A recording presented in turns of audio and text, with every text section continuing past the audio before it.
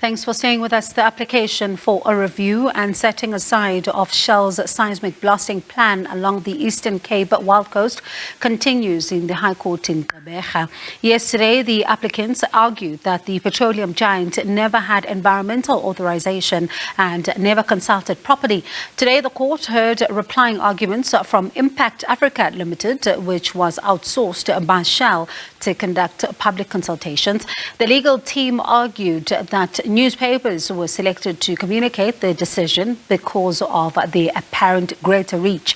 It disagreed that the seismic blasting would harm marine life, saying 2 seismic surveys were done in the area without any evidence of harm. The lawyers asked the court to dismiss the review as the applicants did not exhaust internal remedies before coming to court. Yesterday, the applicants argued that the report Shell relied on to mitigate harm to marine life was from 2013, well before the exploration rights license was granted. Since then, Shell has renewed their license twice, and the argument is that science has evolved since then.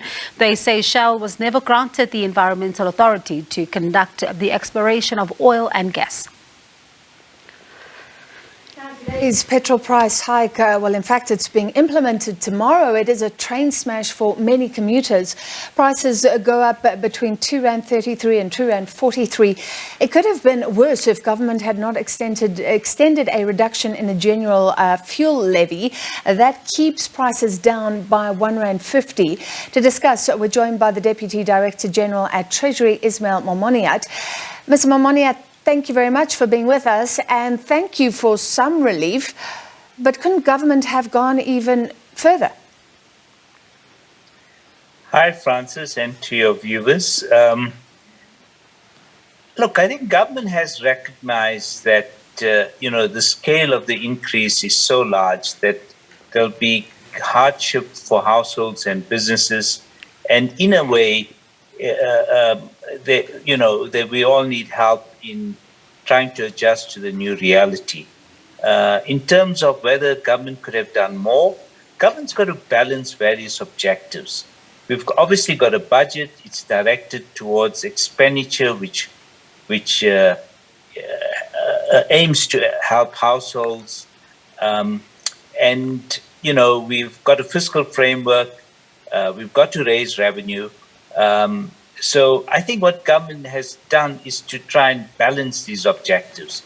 And so given the exceptional situation of this Russian invasion into Ukraine and the impact that has on oil prices, government, as you know, 2 months ago, reduced the fuel levy by R1.50, and we're agreeing to, and we found a way to extend that for another month, next month in June, another R1.50, and then reduce that by half to 75 cents in July. Yeah.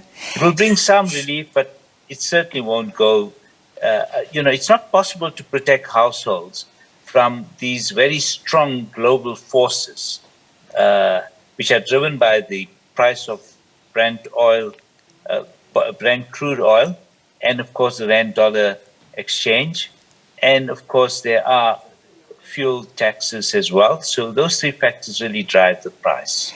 Could this become like the special COVID-19 grant of 350 Rand that was extended again and again until it basically becomes permanent?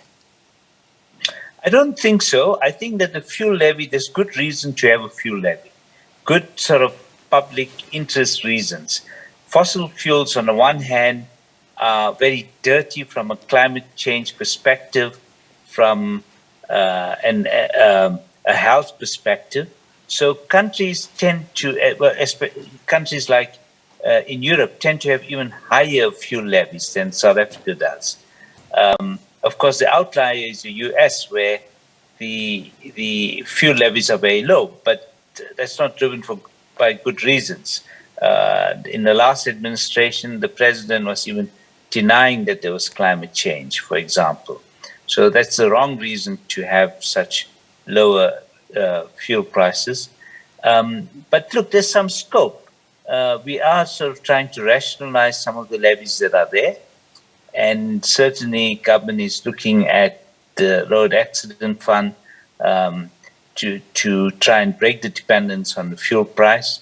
So we are looking at those factors, but we cannot really protect households from these global forces. And in a way, it's only a question of trying to smooth the impact. And we will all have to get used to this new reality, whatever that is. Our economist we spoke to earlier raised an important issue. Can't you give a break to the poor? Because we know that poor households spend a disproportionate amount of money on transport costs and food costs. So the taxes involved in the fuel price hits them. It hits them every time they have to catch a taxi to work. Is there no way to push that burden over to those who can afford it? Well, look, that's the aim of tax policy generally, is to try and have a form of redistribution from richer households to poorer households.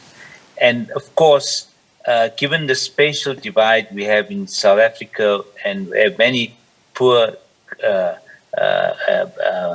households are far out in the townships and dependent on taxis, which are also dependent on fuel. It is a difficult one, and it's a question of how best to target such households.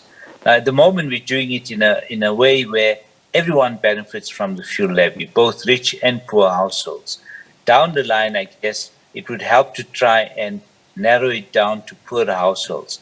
What doesn't help, Francis, is also, when we've seen the theft of steel and copper, and the fact that PRASA has lost a lot of its infrastructure, so our trains are not functional. We've got to get our public infrastructure right so that there's less dependence on fossil fuels. And so all of those are areas that we need to look at, and not just look at, do something about it. All right, thank you for your time. We wait with bated breath to see if there will be any changes. Like you say, that the global forces are very strong at the moment. That was Deputy Director General at Treasury, Ismail Momoniat.